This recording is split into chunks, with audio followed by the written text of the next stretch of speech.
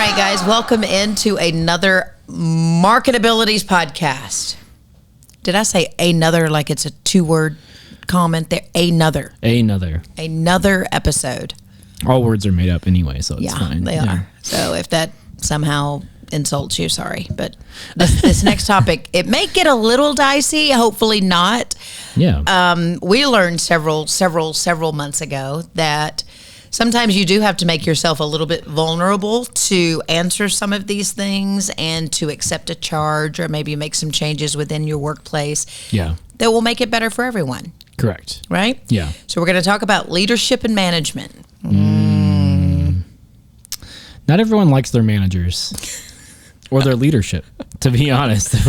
Or the philosophies. People have got some choice words often. Yes, yes. And what we decided, and I think it was over breakfast one day, very cash, but can I be, completely honest? Can I be transparent with you? Yeah. And maybe this type management style isn't going to work for everybody. Is that how you put it or something like that? I don't know. Yeah, it was just maybe we just need to switch it up and see, if this is going to be different, because people aren't happy. And I'm not saying that you need to cater to people all the time. People sometimes need a reality check. And I think there's a healthy dose of both. But right.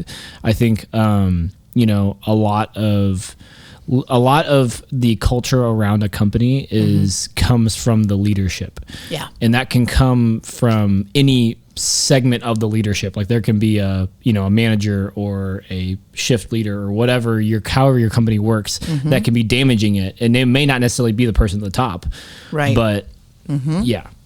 I agree. And I think pretty soon after that day, when it was brought to my attention, part of leadership within our company at that time was stress driven. Very much so.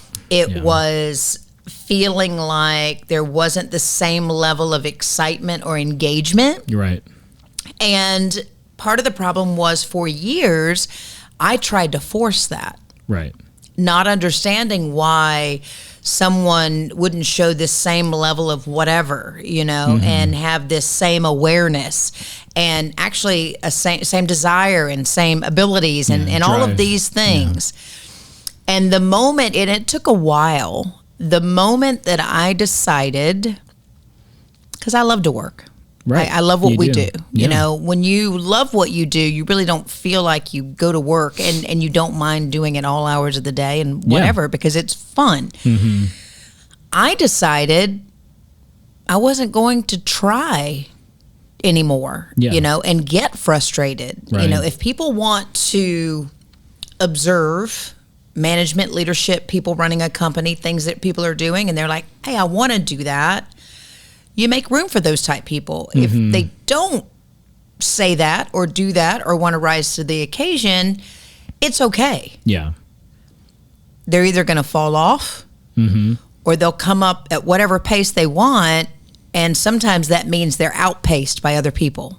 Yeah, which is, it's totally fine. I think ultimately people think they want certain things. And then when they get there, they're like, I didn't, this isn't actually what I wanted. Yeah, it's not a bad thing. You said sometimes people. Yeah, it's interesting. I noticed whenever you did decide to do that, when you decided to kind of was it that obvious? Let go. Well, no. So whenever you decide to kind of just let go and let people fall into place, we had some people leave because you weren't babying them anymore and forcing them to. Look at it this way or that way. It just as time happened, people either fell off or they stepped up. Yeah, and it's really been great because you can stress yourself out for Easily. reasons really beyond your control. It's so easy. It is so easy, and you just have to. Now, this will go for any company and any service. You have to look around, and it becomes very apparent of who's going to be with you and who wants to stand there with you and go to battle, and they get it. They understand. You don't have to ask those people to come in, to meet, to maybe consider doing this. If you've got the right team in place, they're out ahead of you doing it even before you think of it. Right. Yeah, and it's because they're seeing the vision. and they're making themselves part of the vision, not necessarily following the vision. 100%. And there's a huge difference between being a part of it and just following it. Yeah. And I think there's a lot of people out there who get excited over a vision and they're like, oh yeah, that sounds great. But then when it kind of gets into it, they're like, you just take care of it. You just take care of it. You just hit on something. And I think that's where my frustration came from, is that I felt like there were people on the team that just would come in and it was almost like, what do you have? Give it to me. Yeah. Give it to, why am I going to give you that? Right. Give me that. Right.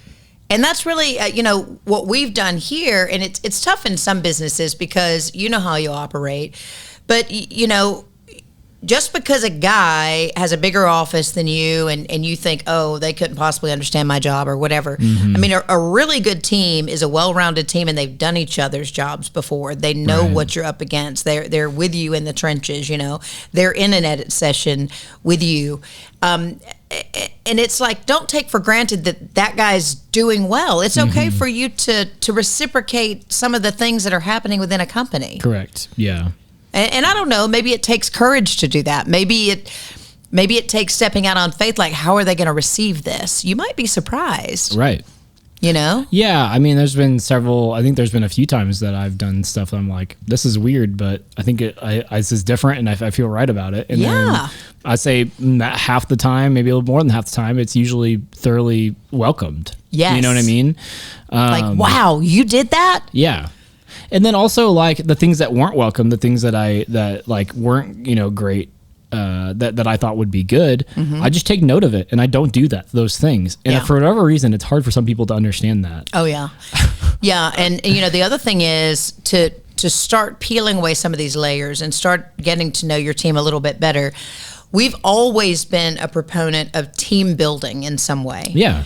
And we've done this TV show together. We have a production, marketing ad house, and primarily we do video production. So we're making commercials, whatever. We do the show. That's sort of a play day sometimes. We get to have some fun and interview some cool people. Still work, but play. Yeah, it is work, but play. And then sometimes we do crazy things like team build on a weekend, go to a lake, jump in, the cold plunge, all that kind of stuff. And that's really cool because I think it solidifies relationships, but they will still shake out whether they're going to be personal relationships or continue as professional relationships. Professional. Yeah. Yeah. So, don't be afraid to do that. I actually encourage that because we learned a lot that weekend or that night about a couple of team members. Maybe they opened up in ways that... Totally. Yep, that was funny. Yeah. So, all right. The other thing we got to think about is, for effective leadership and management is time management. I mean, it's so important to respect the time of one another. In particular, if you're a contract worker or you work in a position where you can go all hours of the day, all hours of the night, whenever it's convenient for you, because it may not be convenient for your team member. Yeah, and I mean it's such an easy thing to do is just set clear boundaries. Like I've made it pretty clear to you that I don't really do stuff around dinner time. Like after 5:30, 6 o'clock, there's a good chance I won't be able to do it. You know what I mean? Yeah. And that's pretty clear. But there's also times when you're clear of like, hey, we're tight on this. This needs to get done today, and I'll stay late and do it, or I'll figure it out, or I'll wake up at 4 a.m. and start it at 5 so that it's done for the client at 8 a.m. Whatever it is. And same with Rob. Like Rob, he's funny because he's got these boundaries where he comes in a little bit later, but he'll stay until 7 or 8 o'clock and get it done. So I think it's just as a contractor or as a leader, you just need to understand like. You both need to be clear on like, hey, this is how I work and this is when we're going to work.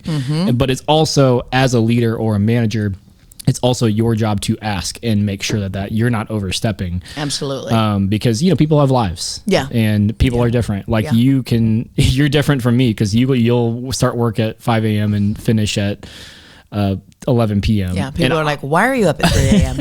I don't know. I just feel like working. I mean, I feel like I'm here. But we've always had the conversation as well. we don't care when you get it done, just get it done within this time. A deadline. Yeah. A deadline. So, and it's funny because, okay, we did have something happen this week, and I don't know if you guys can relate.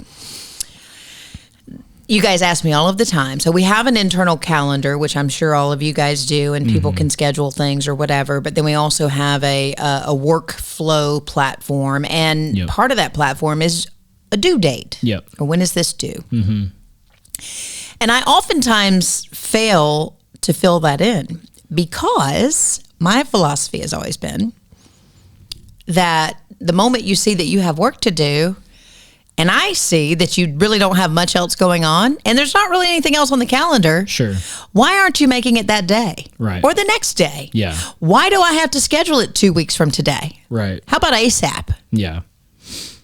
I mean, it just depends on the person. Like I know that I have my own personal work that I do every week. That you don't put on the calendar.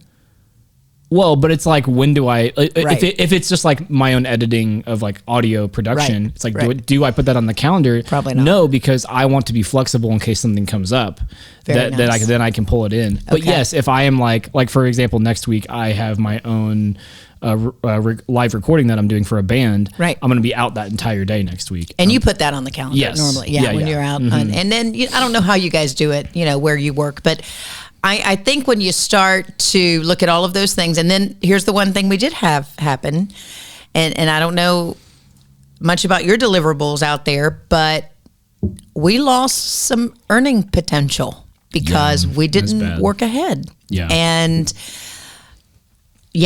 so just think about that. When I'll leave you with this, and then we'll go on to the next part. When you're given a job and you have an assignment and there's something there and someone's willing to pay you for that service or that product, how about we do the deal as soon as possible because it may be off the table in 2 weeks. Oh. Yes. Right? Right. It's true. It's scary. It's hard to consider, but that creates immediacy real quick. Yeah, and it's just a way of thinking, I think. Like you just need to like, we all need to have a shift of thinking of like, man, if I got all this stuff, because another thing that I think about often is like, if I have all this work building up and I'm, not necessarily procrastinating, but I'm also not necessarily getting as many things done per day as I could. Right. To where I would be ahead. I think about this all the time, where it's like, if I decided to take the whole week to do all these projects, whenever I could have finished them in 2 days, and an opportunity came up on Wednesday that I had to say no to because I decided not to do all those projects in the first 2 days that I could have done. Yes. And so now I just lost more money, more opportunity. I love the way you're thinking now. I really do. Yeah. And, and that, I guess that brings us to the close on this is allowing the decision-making process for all of these things, everything that's happening internally, it needs to be a collective effort because I think the outcome's going to be better when everybody sort of weighs in on, this decision and how best are we going to do these things. But it also needs to be made quickly. Like, I think exactly a lot of people will sit on decisions for way too long. And by that time, several other people have already made several decisions. Some of them may be wrong, but they learned that it was wrong way before you did. Yeah. Yeah. I've never been one that could be part of that committee that would table discussions. I can't with that. No. I really cannot with that. I'll table the table. I'll topple the table. Yes. All right. So that's what we want, guys. We want you to just, focus a little bit. And if this helps you at all build a positive company culture, maybe we helped a little bit. Yeah, I hope so. Okay. Yeah. So that's MarketAbilities podcast produced by Growing Media. Super excited because coming up next time, I didn't know if we would get into it on this podcast, but the next one, we're going to talk more about that personal development and wellness just to ensure that everybody's okay. And everybody's like, oh gosh, here we go. Those terms that people use. And it's necessary. It is anymore. You really do have to be sensitive. Sorry. All right. We'll see you guys next time. See you next time.